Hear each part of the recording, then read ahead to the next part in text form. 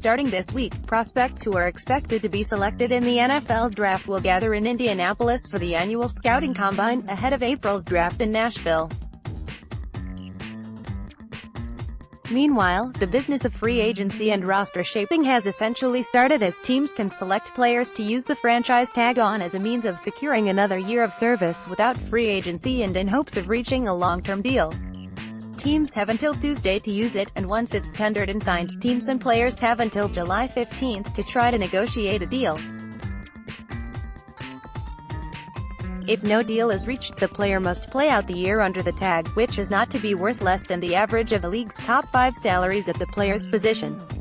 In each of the past 2 years, 5 teams have used the tag on players, with only 3 able to reach a deal before the deadline.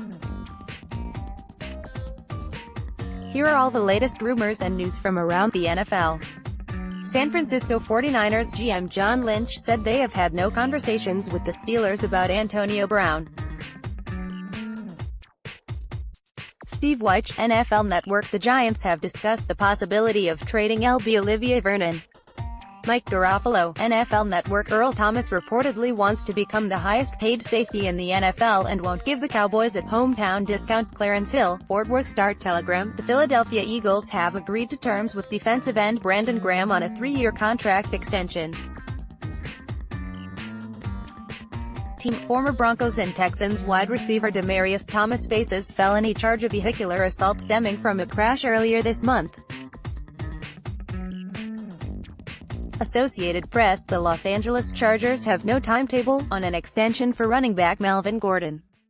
The New York Jets are placing a second-round tender on restricted free agent wide receiver Robbie Anderson. The tender is worth $3.11 million. Ian Rapoport, NFL.com. The Carolina Panthers currently don't plan to pursue a veteran quarterback in free agency, with Cam Newton recovering from shoulder injury. David Newton, ESPN.com. Kyler Murray told scouts and several NFL teams' personnel that he doesn't plan to throw at the combine.